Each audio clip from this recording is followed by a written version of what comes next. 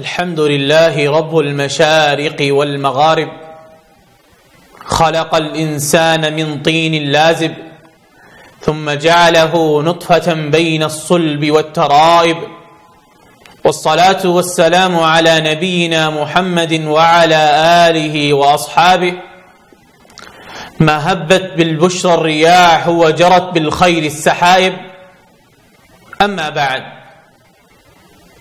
فعن أبي هريرة رضي الله عنه أن الأنصار قالت للنبي صلى الله عليه وسلم اقسم بيننا وبين إخواننا النخيل فقال لا قالوا تكفؤون المؤونة ونشرككم في الثمرة قالوا سمعنا وأطعنا.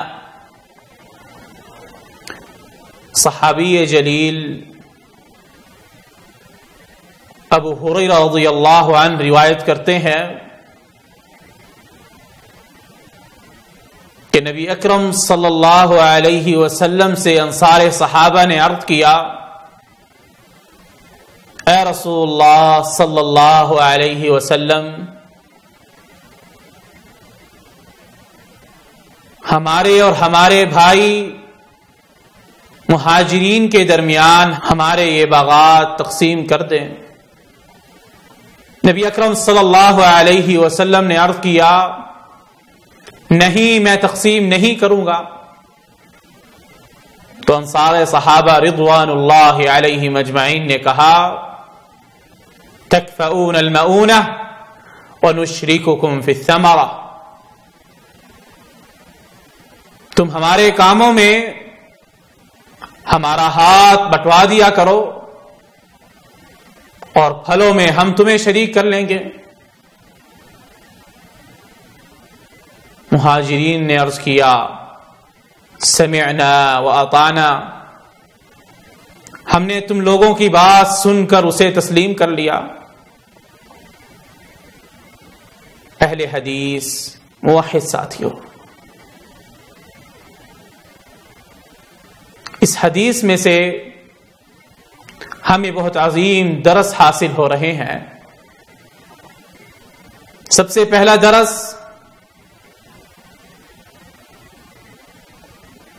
کہ ہمیں مسلمان ہونے کے ناطے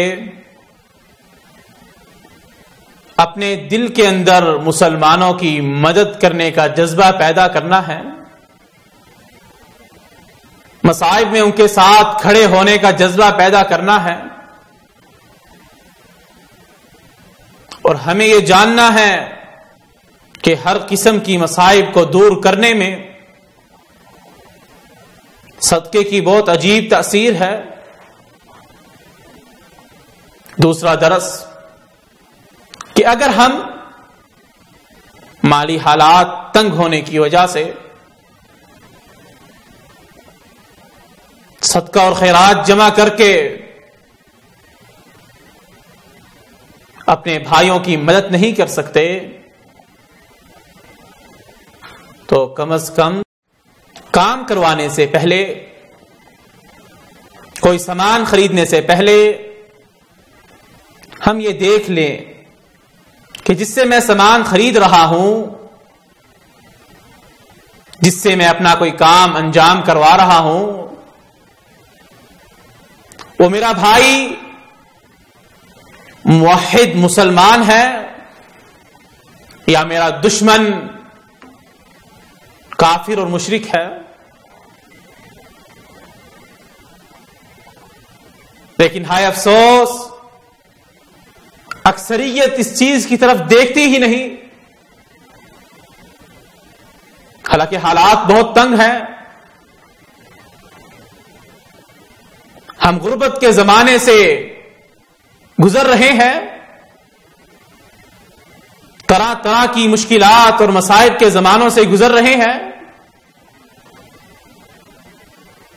کم از کم ہمیں ان حالات میں تو اپنے مسلمان موحد ساتھیوں کے ساتھ کھڑا ہونا چاہیے. نبی اکرم صلی اللہ علیہ وسلم نے فرمایا المسلم للمسلم کالبنیان یشد بعضه بعضا، لیکن ہائے افسوس، آج کل اکثریت صرف دین کا نام ہی ظاہر کرتی ہے، نبی اکرم صلی اللہ علیہ وسلم سے محبت تو ظاہر کرتی ہے، لیکن جو درس آپ صلی اللہ علیہ وسلم نے اپنے صحابہ کو دیا اس پر عمل نہیں کرتی۔